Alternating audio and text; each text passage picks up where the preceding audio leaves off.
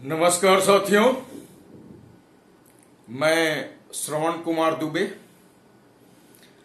और आज हम बात करेंगे एक बहुत ही विशेष टॉपिक पे जो आपसे ताल्लुकात रखती है, आपके स्वास्थ्य से ताल्लुकात रखती है। और एक रिक्वेस्ट ये कि आज का ये एपिसोड आप मिस मत करिएगा।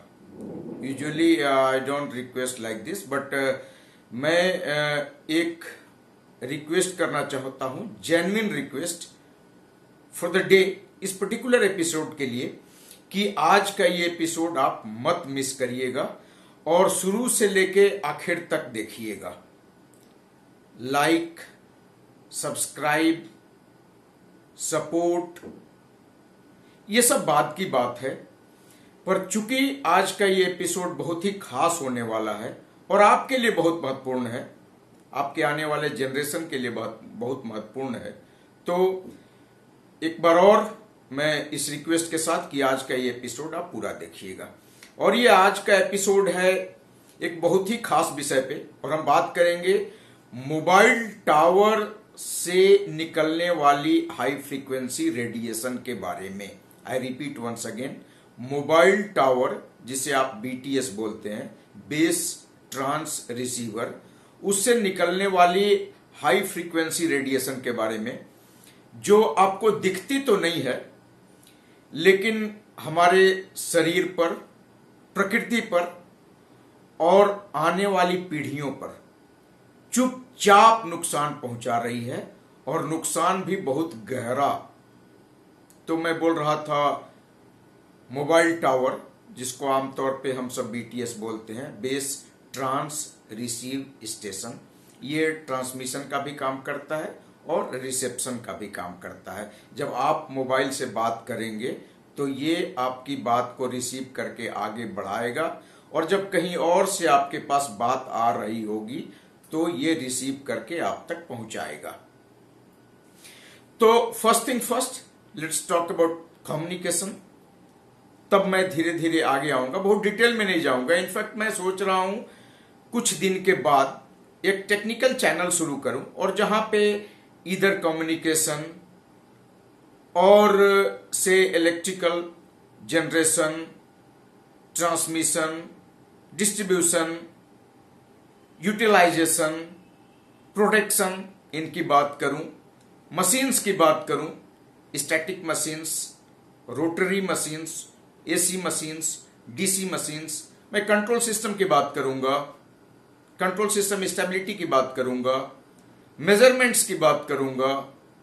ये सब सब्जेक्ट होंगे। प्योरली एक चैनल होगा, टेक्निकल वन, जिसमें मैं डिटेल में शुरू से बात करूंगा, जो आपको समझ में आएगा। आज भी जब मैं कम्युनिकेशन की बात कर रहा हूं तो इस तरह से बात करूंगा कि एक common man, the person who is not an engineer, एक कॉमन मैन को समझ में आए और इस खतरे का आभास हो।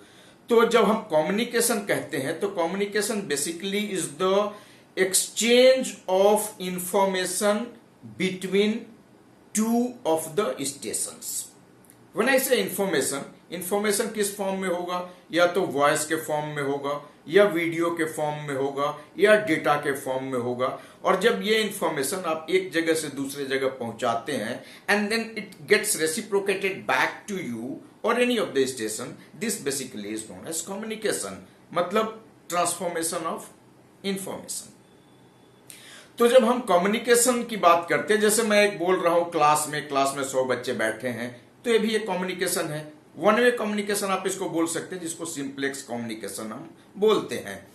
और अगर एक समय में एक ही आदमी बात करे, जैसे वॉकी टॉकी आपने देखा होगा पुलिस वालों के पास, there is a PTT button, उसको पीटीटी बोलते, press to talk. When he presses that button, he is able to talk, और तब ये बात करेगा, इसकी बात दूसरे तरफ जाएगी। But at the same time he cannot listen anything, and when he releases that PTT button, press to talk button को जब वो रिलीज कर देगा, now he'll be able to listen the voice from the other side। तो ये इसको semi duplex communication बोलते हैं। और एक फुल डुप्लेक्स कम्युनिकेशन बोलते हैं, जहां पे you can talk and at the same time you can listen, मतलब दोनों टू वे कम्युनिकेशन आप बोल सकते हैं, बोथ वे अनइंटरप्टेड कम्युनिकेशन, ये होता है फुल डुप्लेक्स कम्युनिकेशन। ये बहुत ही साधारण भाषा में। अच्छा, जब हम कम्युनिकेट करते हैं तो हमारा जो वॉइस होता है, जब से मैं अब बोल रहा हूं तो वॉइस का फ्रीक्वेंसी क्या होगा, हम जानते हैं कि ऑडियो फ्रीक्वेंसी जो होता है 20 से लेके 20 किलो हर्ट्ज तक होता है। बट एक्चुअली जो इंटेलिजिबल फ्रीक्वेंसी जिसको हम बोलते हैं, the frequency at which you are very comfortable to talk, you are very comfortable to listen, उसको हम बोलते हैं इंटेलिजिबल फ्रीक्वेंसी, और वो होता है 300 से लेके 3.4 किलो हर्ट्ज तक। At the most you can make it as 4 kilo hertz. तो 300 हर्ट्ज से 3400 हर्ट्ज या 4 kilo hertz for simplified calculation. ये आवाज में वॉइस, वीडियो या डेटा आप भेजना चाहते हैं तो क्या करेंगे, say I speak in front of a mic, this is a mic, what it does, it will just convert my audio signal into an electrical signal. ये जो माइक है, what it does, it converts audio signal into an electrical signal. अब ये electrical signal चला गया आगे, यहां पे फ्रीक्वेंसी इसका कम है, वही 300 to 4 kilo hertz at most. तो ये स्मॉल सिग्नल एम्पलीफायर कुछ लगे होंगे, स्मॉल सिग्नल एम्पलीफायर जिसको एम्पलीफाई करेंगे हमारे आवाज को, क्योंकि अब मुझे क्लास को सुनाना नहीं है, अब मेरी आवाज पटना से दिल्ली जानी है, कलकत्ता जानी है, तो ये स्मॉल सिग्नल एम्पलीफायर के द्वारा एम्पलीफाई करेगा। और लास्ट में एक फाइनल स्टेज जो होता है एम्पलीफिकेशन का, किसी भी एम्पलीफिकेशन का कई स्टेज, 2-3 स्टेज का एम्पलीफायर होगा, and final stage would be the power amplifier जो इसके पावर को बढ़ाएगा। ओके, अब ऑडियो सिग्नल का प्रोसेसिंग हो गया आपका, voice, electrical signal, small stage amplifier, power amplifier, your audio signal is ready. पर ये तो जाएगा नहीं, ये कैसे जाएगा, तो क्या करेंगे, हम इसको किसी के ऊपर तेज दौड़ने वाले चीज के ऊपर बैठा के भेजेंगे, और उस प्रोसेस को हम बोलेंगे मॉड्यूलेशन। अगर मॉड्यूलेशन को मैं बहुत ही आसान भाषा में समझाऊं तो आप समझिए, मामा जी को पटना से दिल्ली जाना है, पैदल भी जा सकते हैं, 3-4 महीना में पहुंचेंगे, ट्रेन से जा सकते हैं, 12-16 घंटा में पहुंचेंगे, he can go by an air, जहाज से जाते हैं 1 घंटे में पहुंचेंगे। तो मामा जी को एयरपोर्ट ले जाके, और to get him embarked inside the aircraft, this process is called modulation. मतलब मामा जी is a low frequency carrier, हमारा audio signal, voice, video, data, उनको एक हाई फ्रीक्वेंसी कैरियर के ऊपर, जहाज के ऊपर चढ़ाने की जो विधि है, दिस विधि इज कॉल्ड मॉड्यूलेशन। नाउ मामा जी gets modulated into an aircraft. अब एयरक्राफ्ट जाएगा तो जल्दी जाएगा। अब कम्युनिकेशन का मतलब तभी है जब ये फास्ट है। अच्छा, तो अब ये जहाज कहां से आएगा, तो जहाज के लिए हम कैरियर वेव जनरेट करेंगे। यहां पे मैं जिसको जहाज बोल रहा हूं, कैरियर वेव ऑसिलेटर से जनरेट करेंगे, oscillator, A stable oscillator, by stable oscillator, A stable oscillator, mono oscillator. Anyway, ये मैं फिर डिटेल बोल रहा हूं, जब मैं बाद में स्पेशल बनाऊंगा टेक्निकल वीडियो तब वो डिस्कस करूंगा चीजें, क्योंकि that gets bit deep into the technical. तो मैं एक हाई फ्रीक्वेंसी कैरियर जनरेट किया ए स्टेबल ऑसिलेटर से, उसको भी स्मॉल सिग्नल एम्पलीफायर से एम्पलीफाई किया, लास्ट स्टेज पावर एम्पलीफायर भेजा, उसको भी एम्पलीफाई कर लिया। अब हमारे पास 2 सिग्नल हो गए, एक हमारा ऑडियो सिग्नल जो इंफॉर्मेशन सिग्नल था, और दूसरा कैरियर सिग्नल मतलब जहाज। अब ऑडियो सिग्नल को हम जहाज में डाल रहे हैं, and this process of superimposing the low frequency signal onto a high frequency carrier is called modulation. तो अब हाई फ्रीक्वेंसी लेके जाएगा हमारे इंफॉर्मेशन सिग्नल को एक जगह से दूसरे जगह पे। क्यों जरूरी है ये? इसलिए जरूरी है कि लो फ्रीक्वेंसी, पहला तो मैं बता दिया स्पीड, ओके, स्पीड, ज्यादा फ्रीक्वेंसी, ज्यादा speed. Second one is noise. जब हम इंफॉर्मेशन की बात करते हैं कम्युनिकेशन में, तो anything other than the desired signal, desired frequency is a noise. अब noise is inversely proportional to the frequency, frequency ज्यादा तो नॉइज कम, फ्रीक्वेंसी कम तो नॉइज ज्यादा। अब नॉइज आप अगर मिनिमम रखना चाहते हैं, चाहे वॉइस में, चाहे वीडियो में, चाहे डेटा में, तो ज्यादा फ्रीक्वेंसी पे आपको भेजना ही पड़ेगा।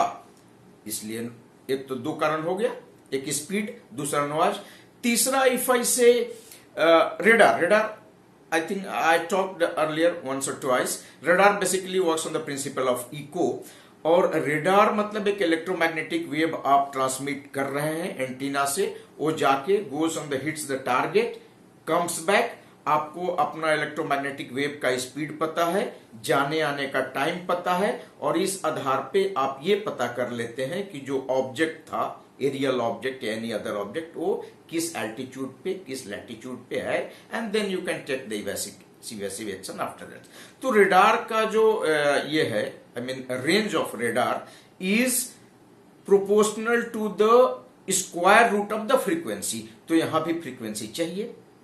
एंड सबसे इंपॉर्टेंट बात, length of the antenna. Length of the antenna is 3 × 10⁸ speed ध्वनि का डिवाइडेड बाई 15 किलोहर्ट्ज इंटू 4।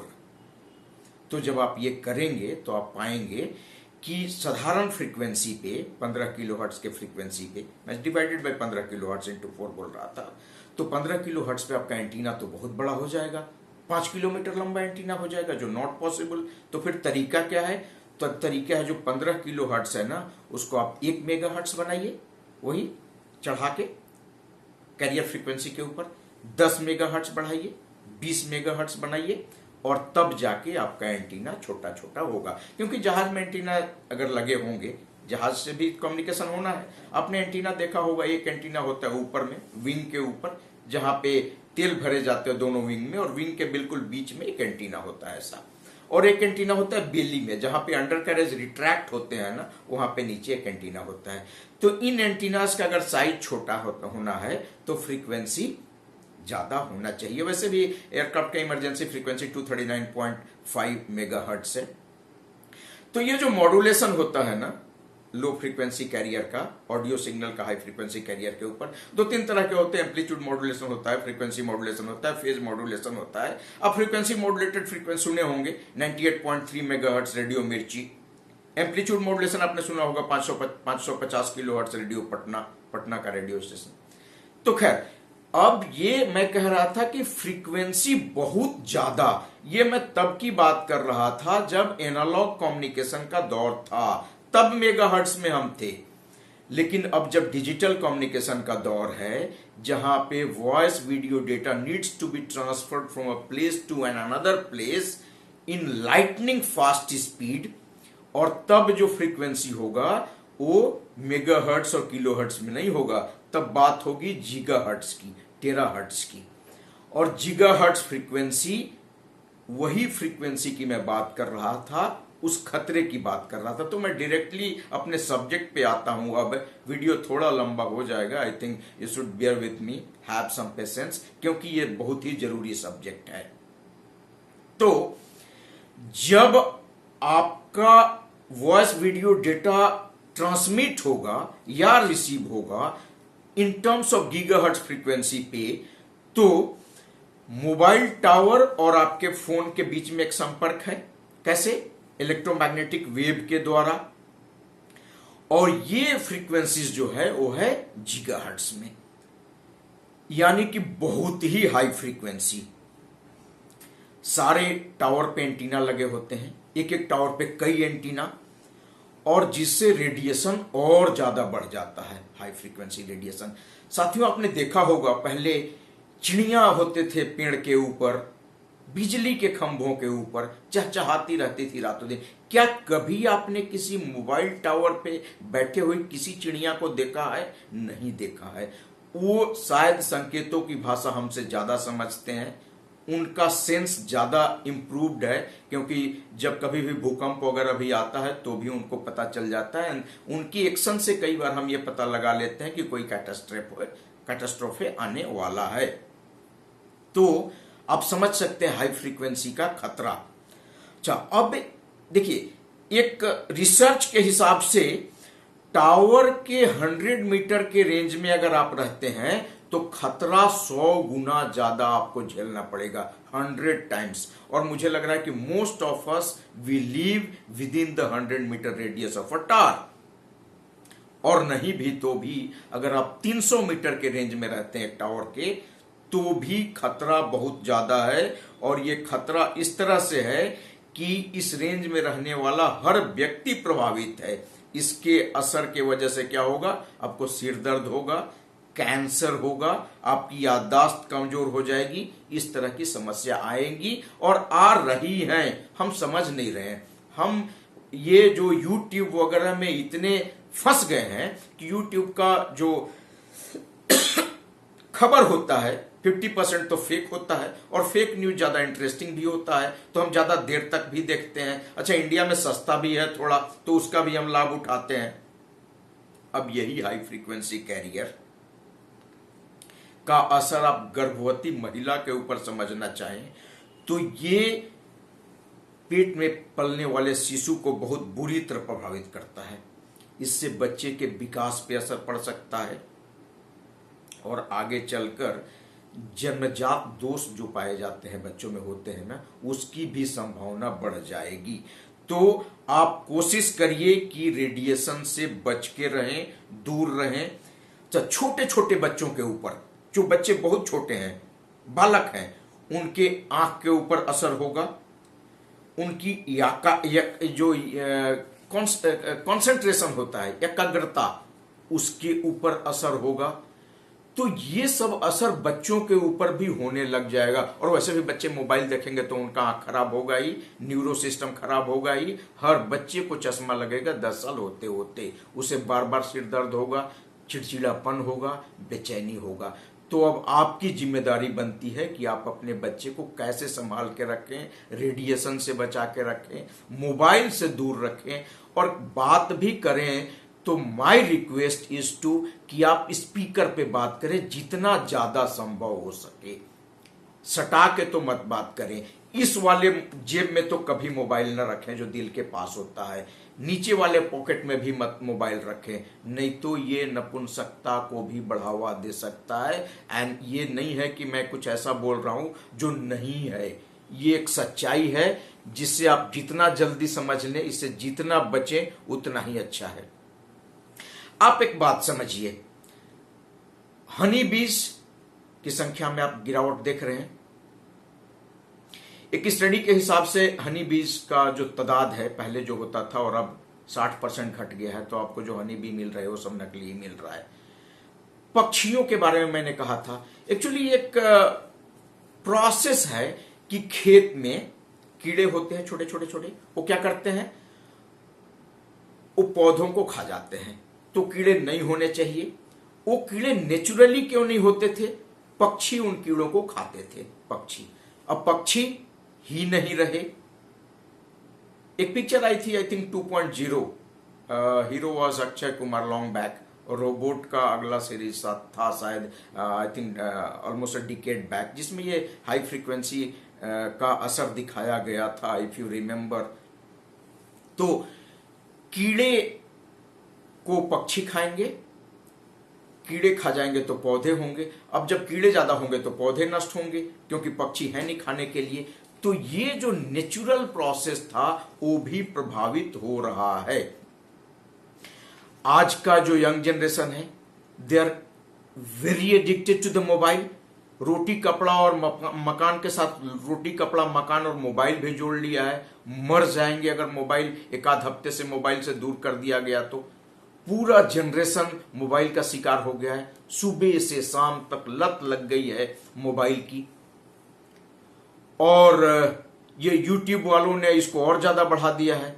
जितना ज्यादा मोबाइल का इस्तेमाल होगा उतने ही ज्यादा टावर बढ़ेंगे, उतना ही ज्यादा हाई फ्रीक्वेंसी रेडिएशन का खतरा। झूठ सच न्यूज परोसे जा रहे हैं और आप भी देखे जा रहे हैं बिना इसकी सत्यता, बच्चों को भी दिखाए जा रहे हैं। तो कुल मिलाकर ये कि मोबाइल का उपयोग सिर्फ और सिर्फ कंस्ट्रक्टिव काम के लिए करें। ये जो तेगलवा बाबा और तानिया झा टाइप के वीडियो को एकदम अवॉइड करें। बच्चों को बैठा के लॉजिकली समझाएं, रेशनली बताएं कि क्यों नहीं देखना चाहिए, क्या नुकसान है। अच्छी चीजें देखने के लिए भी बहुत है। टावर के आसपास गर्भवती महिलाएं हो सके तो न रहें, मोबाइल का इस्तेमाल कम से कम करें और जरूरत हो तभी करें, और बात करना हो तो स्पीकर पे बात करें। रात में सोते समय मोबाइल को सिर से दूर रखें। और सरकार का भी ये वैधानिक कर्तव्य है कि मोबाइल टावर से हो सके होते हुए रेडिएशन की जांच की जाए। क्योंकि होता क्या है, now if I talk the difference between BSNL and the other operators. BSNL is the government operator जो एक रिजनेबल टैरिफ आपसे लेगा और रिजनेबल प्रॉफिट लेगा। उसे अपने बेटे की शादी नहीं करनी है BSNL को, तो आपसे अनरीजनेबल प्रॉफिट नहीं लेगा, अनरीजनेबल रेडिएशन जनरेट नहीं करेगा। होता क्या है कि अगर आप पावर बढ़ा दीजिए तो जो मैं जब शुरुआत में बात कर रहा था ना कम्युनिकेशन का, वो 2G से संबंधित बात कर रहा था। अगर अब मैं वीडियो डेटा का बात करूं, हाई फ्रीक्वेंसी का बात करूं, तो जो 3G टावर्स यूजुअली 1-1.5 किलोमीटर तक ट्रांसमिट कर सकते हैं और आप रिसीव कर सकते हैं आराम से, वही एक जियो वाला या एयरटेल वाला 3 किलोमीटर तक पहुंचा देता है उस फ्रीक्वेंसी को। क्यों? क्योंकि पावर ज्यादा मतलब रेडिएशन ज्यादा, मतलब खतरा ज्यादा। तो एक और अंतर है, अगर आप ये डिफरेंशिएट करना चाहें या समझना चाहें सरकारी और प्राइवेट में, प्राइवेट सेक्टर पैसे के पीछे भागेगा, हमेशा भागेगा, कंप्रोमाइजेज करेगा, रेडिएशन ज्यादा करेगा और कम टावर लगा के ज्यादा लोगों तक अपना वॉइस वीडियो डेटा पहुंचाना चाहेगा। तो ज्यादा पावर, ज्यादा फ्रीक्वेंसी, ज्यादा रेडिएशन। BSNL में शायद आपको ये देखने को नहीं मिलेगा। तो this also is a reason why you should support the BSNL। For this safety reason से ही मैं बोल रहा हूं। बाकी तो सर्विस जिसका अच्छा मिलेगा आप लेंगे, बट सर्विस के अलावा नेशनलिटी भी एक चीज है, स्वास्थ्य भी एक चीज है, रेडिएशन भी एक चीज है। तो ये चीज भी आपको ध्यान में रखना चाहिए। अच्छा, अब ये रेडिएशन दिखती तो नहीं है पर असर करती है बहुत गंभीर। इसीलिए my advice to you is कि आसपास के वातावरण को समझें, दूसरों को भी जागरूक करें, खुद भी जागरूक हों। और अगर कभी ऐसा हुआ, जैसे एक बात हुआ था कि जो एलन मस्क का कंपनी है, सैटेलाइट के थ्रू डायरेक्ट इंडिया में भी शायद उनको लाइसेंस मिल रहा है ऑपरेट करने का स्टारलिंक को। तो अगर स्टारलिंक किसी दिन डायरेक्ट सैटेलाइट से ऑपरेट किया तो वो और सैटेलाइट क्या है, सैटकॉम क्या है कि आप नीचे से फ्रीक्वेंसी भेजते हैं और ट्रांसपॉन्डर लगे हुए हैं ऊपर। नीचे से तो आप बहुत ज्यादा पावर लगा के भेज भी सकते हैं, उसके पास पावर नहीं है ऊपर में ट्रांसपॉन्डर के पास, क्योंकि ऊपर में पावर जनरेशन का इतना साधन नहीं है उसके पास। तो और ज्यादा फ्रीक्वेंसी पे भेजेगा। ऑब्वियसली पावर नहीं है तो फ्रीक्वेंसी, दूसरा उसका सप्लीमेंट क्या है, फ्रीक्वेंसी। और तब और ज्यादा प्रभावित होने लगेगा जनजीवन। और वैसे भी जो ऑप्टिकल फाइबर केबल आप यूज कर रहे हैं आज, it can provide unlimited bandwidth, मतलब इससे ज्यादा स्पीड हवा में मिल पाना संभव ही नहीं है। तो स्टारलिंक वाले जो भी कहें,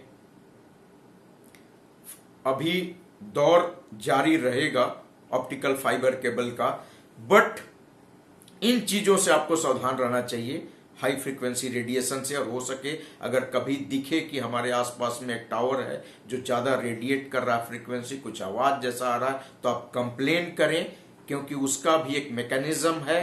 and the government is suppose to check the radiation level and make it to a correct value. तो हाई फ्रीक्वेंसी रेडिएशन का खतरा दूरगामी है, बहुत जबरदस्त है, इससे आपको बच के रहना चाहिए कई लेवल पे।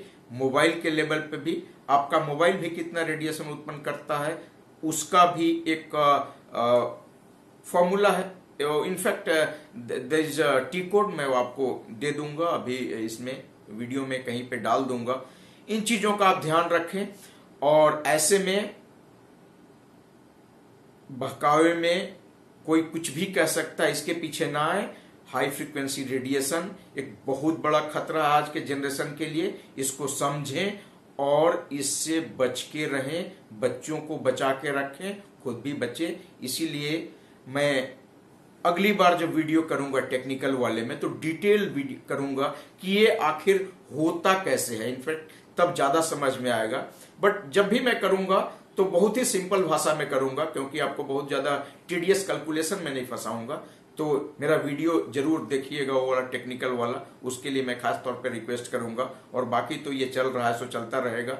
अगर पसंद आया तो आप इसे लाइक करिएगा, सब्सक्राइब करिएगा और फॉरवर्ड भी करिएगा।